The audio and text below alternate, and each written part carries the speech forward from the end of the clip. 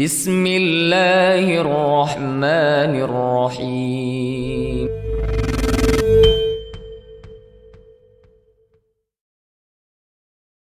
Bismillahirrahmanirrahim. Alhamdulillah hamdan katsiran thayyiban mubarakan fi kama yuhibbu rabbuna wa yarda. Asyhadu an la ilaha illallah wahdahu la syarika lah wa asyhadu anna Muhammadan abduhu wa rasuluhu amma ba'du. Ahibati fillah rahimani rahimakumullah.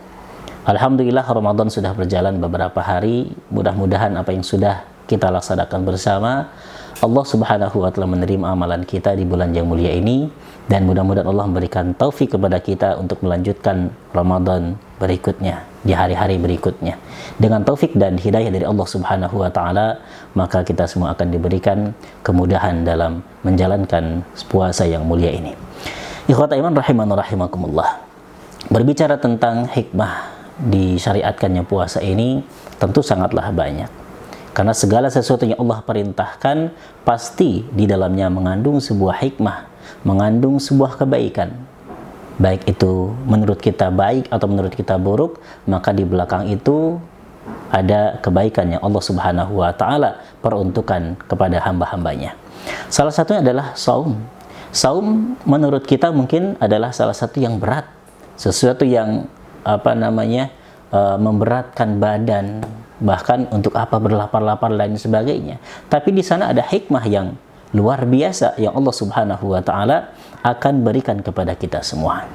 Kalau kita melihat tentang berbagai macam ibadah yang Allah perintahkan kepada kita, pada dasarnya manusia itu menolak. Pada dasarnya manusia itu adalah tidak suka, karena hukum asal dalam perintah adalah sesuatu yang berat bagi kita manusia. Tapi dengan hidayah taufik dari Allah Subhanahu wa taala, insyaallah akan Allah mudahkan. Dan kalau kita bicara tentang bentuk-bentuk ibadah, maka di sana ada ibadah yang berkaitan dengan badan, ada ibadah yang berhubungan dengan harta, ada juga ibadah badan dengan harta, seperti itu. Salah satu contoh ibadah yang dengan harta saja adalah misalkan sedekah, infak, ya, zakat.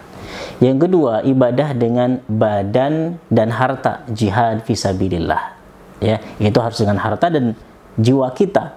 Yang ketiga adalah ibadah yang dilakukan dengan anggota badan saja, seperti puasa, seperti sholat. Nah, itu memerlukan badan. Nah, Allah Subhanahu wa taala memang sengaja berikan kesempatan bagi kita dengan musim-musim yang berbeda, dengan keadaan yang berbeda, agar kita senantiasa bisa dan mampu memperbarui apa yang Allah perintahkan, memiliki semangat baru, motivasi baru dalam melaksanakan apa yang Allah Subhanahu wa taala perintahkan dalam beragam bentuk ibadah. Nah, ketika kita melihat tentang hikmah yang Allah berikan kepada kita dari diwajibkannya puasa ini, diantaranya ikhwata iman, kalau kita lihat dari firman Allah dalam surat Al-Baqarah 183, ya ayyuhalladzina amanu kutiba alaikumus syiyam kama kutiba alal ladzina min qablikum la'allakum tattaqun. Salah satu hikmahnya di sini adalah Allah Subhanahu wa taala firmankan kutiba, yaitu diwajibkan. Nah, pada kata-kata diwajibkan, satu yang harus kita yakini dan harus kita ingat bahwasanya Allah Subhanahu wa taala mewajibkan sesuatu, berarti Allah Subhanahu wa taala itu akan mencurahkan kecintaan, mencurahkan keridhaan bagi mereka yang melaksanakan perintah Allah.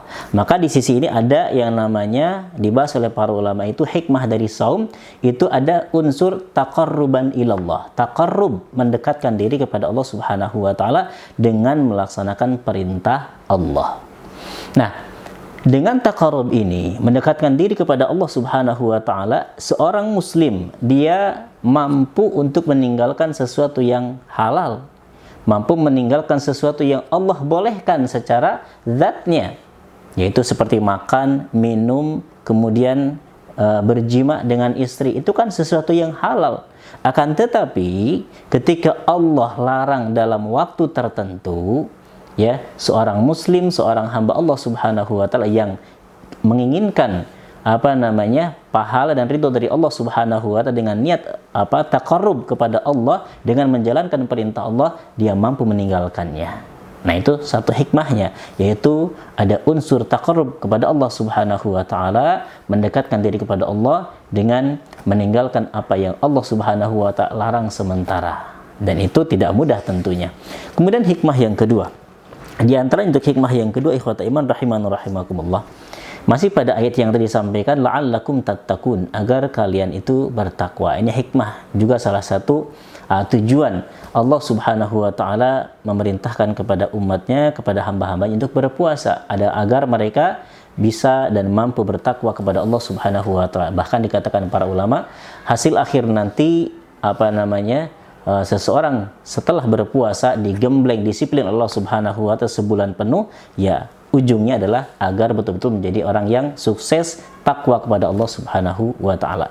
Bentuk takwa ini salah satunya adalah ketika Rasulullah SAW memberikan contoh dengan meyakini itu adalah perintah Allah Subhanahu wa ta'ala, dengan niat taqarrub kepada Allah Subhanahu wa ta'ala, dan hikmah lainnya adalah takwa kepada Allah Subhanahu wa ta'ala.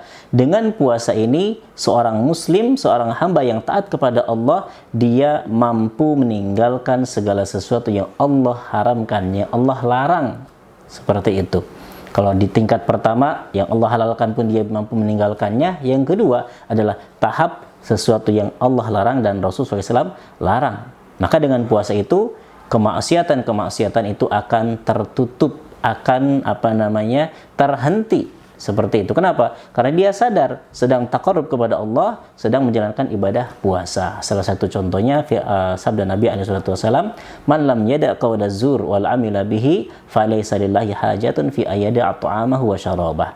Ini adalah fungsi salah satu hikmah dari puasa. Dengan puasa itu Rasulullah sampaikan bahwasanya orang yang berpuasa tapi tidak mampu meninggalkan ucapan yang kotor, ucapan yang buruk, perbuatan yang kotor, perbuatan yang keji, maka Allah tidak akan butuh kepada puasanya. Dia hanya akan merasakan haus dan dahaga. Dia akan berpikir dengan apa yang dia lakukan dari kemaksiatan, puasanya itu akan sia-sia. Maka orang yang kemudian diberikan kewajiban ini, dari segala sesuatu yang Allah haramkan berupa maksiat akan dia tinggalkan. Itu hikmah yang besar di dalam Islam yang mulia ini.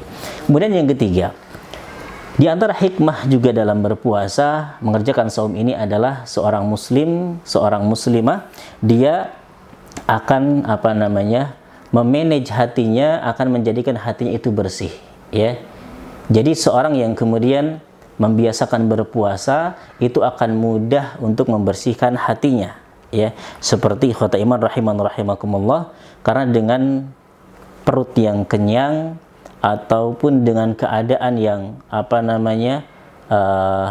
perut yang kenyang lah, diantaranya seperti yang dikatakan oleh beberapa para ulama, perut yang kenyang itu akan menyebabkan hati, jiwa itu menjadi tidak tenang, bahkan tidak bisa dikontrol. Salah satu contohnya adalah Al-Imam Abu Sulaiman Ad-Darani mengatakan, "Innan nafsa idza ja'at wa 'atishat safa al-qalbu wa raqqa wa idza syabi'at amyal qalbu." Beliau mengatakan, sesungguhnya jiwa ini apabila perut dalam keadaan kenyang dengan makan, dengan minum-minuman, ya, maka yang namanya hati itu akan gelap ataupun akan tertutup. Lain halnya dengan ketika idza ja'at wa 'atishat. Lain halnya dengan ketika jiwa ini, badan ini dalam keadaan kosong perutnya dari makanan, kosong perutnya dari minuman, maka beliau mengatakan safa al-qalbu, hati itu akan bersih, jiwa itu akan jernih. Nah, itu salah satu hikmah yang disampaikan oleh para ulama.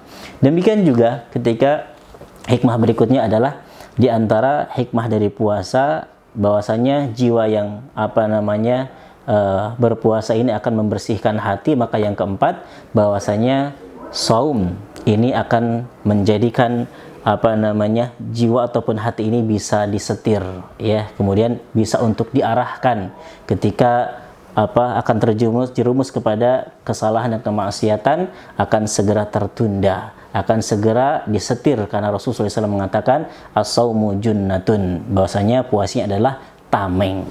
Maka segala sesuatu hal yang akan menjerumuskan kepada neraka Allah Subhanahu wa ta'ala itu akan tertutup rapat. Demikian yang terakhir, ikhwata iman rahimakumullah, hikmah dari saum ini diantaranya dikatakan para ulama adalah akan memberikan kesehatan untuk tubuh, memberikan kesehatan untuk badan, karena badan yang penuh dengan makanan itu akan banyak unsur-unsur kimia yang kemudian mengotori badan. Tapi ketika dia berpuasa, selain hatinya bersih tadi pada yang ketiga, maka badan pun akan sehat dengan izin Allah Subhanahu wa Ta'ala. Mudah-mudahan beberapa hikmah saum ini bisa memberi motivasi kepada kita, memberikan kita untuk selalu semangat dalam menjalankan ibadah puasa yang mulia ini. Semoga Allah Subhanahu wa Ta'ala menerima amal ibadah kita semua. Wassalamualaikum warahmatullahi wabarakatuh.